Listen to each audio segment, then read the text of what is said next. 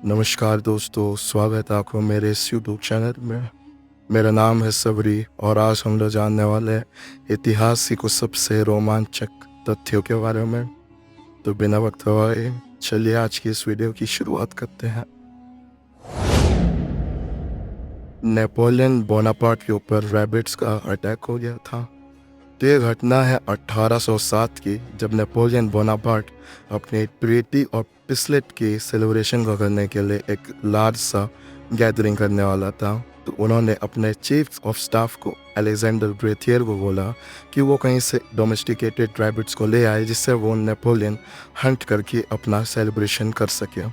लेकिन अलेक्जेंडर को ऐसे रैबिट्स मिले नहीं, जिसकी वजह से वो कहीं से भी जंगल से वाइल्ड रैबिट्स को लेके आके वहाँ पे रख दिया। इसका रिज़ल्ट ये हुआ कि जब वो रैबिट्स को रिलीज़ किया गया तो वो रैबिट्स जंगल की तरफ भागने लगा, नेपोलियन की आर्मी के ऊपर चार्ज कर दिया। इसकी वजह से जो आर्मी उन्हें हंट करने वाली थी वो खुद स्टिक्स लेके दूर भागने लगी। केचप्स को मेडिसिन के तौर पर भी इस्तेमाल किया गया था। तो ये बात है 1830 की, जब एक American physician doctor cook Bennett ने ये क्लेम किया था कि केचप को खाने से आपका डायरिया और ख़राब पेट में जो दर्द होता है वो ठीक हो जाएगा। इसी कारण केचप को लोग एज अ मेडिसिन यूज़ करने लगे थे और कईयों ने तो डॉक्टर्स के थ्रू इसके टोमेटो पिल्स भी बना लिए थे, जिसके वजह से वो खा के अपना इनडाइजेशन को कम कर सकते थे। मगर as we all know, ketchup का ज़्यादा उतना मेडिकल बेनिफिट नहीं होता है ऑन इनडाइजेशन, जिसके वजह से वो ज़्यादा पॉपुलर नहीं हो पाया। लेकिन 1800 के अंत आते आते बॉटलिंग और प्रिजर्वेशन जो है वो काफ़ी मासेस में कॉमन होने लगा, जिसकी वजह से केचप जो है वो रादर देन एक मेडिकल एलिमेंट से एक हाउस होल्ड कॉन्डमेंट बन गया।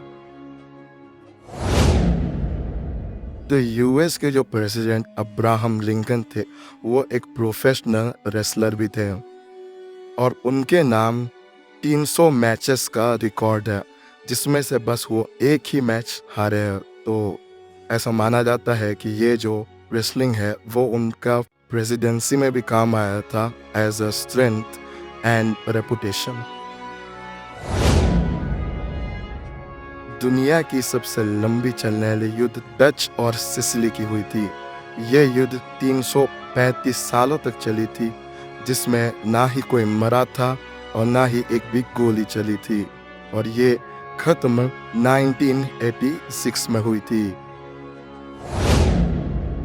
तो जब भी हम एंशिएंट ग्लैडिएटर्स सुनते हैं तो हमारे दिमाग में ऐसे खूंखार योद्धास आते हैं जो कि राजा के प्लेजर के लिए कोलिजियम में लड़ाई करते थे, मगर रियलिटी इससे बिल्कुल विपरीत थी। ग्लैडिएटर्स वहाँ के किसी फ्लू स्टार से कम नहीं थे। उसके लिए लड़कियाँ उनके स्वेट्स को कलेक्ट भी करती थी और यहाँ तक कि उनकी फैंडर्स बनी फिरती थी। और तो और ग्लैडिएटर्स के वहाँ पे किसी सेलिब्रिटी से कम का दर्जा बिल्कुल नहीं दिया जाता था। उनकी डाइट भी अलग रहती थी, उनका खान पान, उनका रहन सहन और हर चीज़ बिल्कुल टॉप क्लास रहती थी, like a celebrity over here.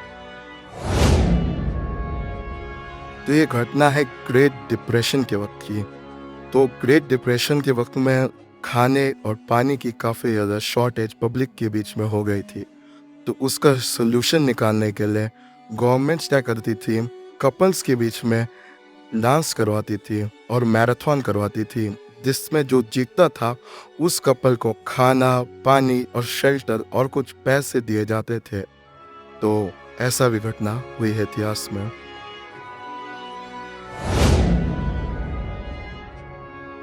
Victorian era में ऐसे कप्स बनाए जाते थे चाय पीने के लिए, जहाँ पे मूंछों का आकार में एक छोटा सा लॉक रहता था, जहाँ पे आप जब चाय पियोगे तो आपकी मूंछें रेस्ट कर सकती थी, जिसकी वजह से मूंछों पे कभी विक्टोरियन एरा के दौरान वहाँ के पुरुषों में चाय का बूंद नहीं गिरता था।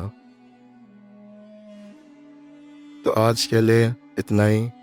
आशा है आपको आज की ये वाली वीडियो पसंद आई होगी। मैं लौटूंगा फिर कभी किसी ऐसे ही वीडियो के साथ। तब तक मेरे चैनल पर बने रहे। सायोनारा।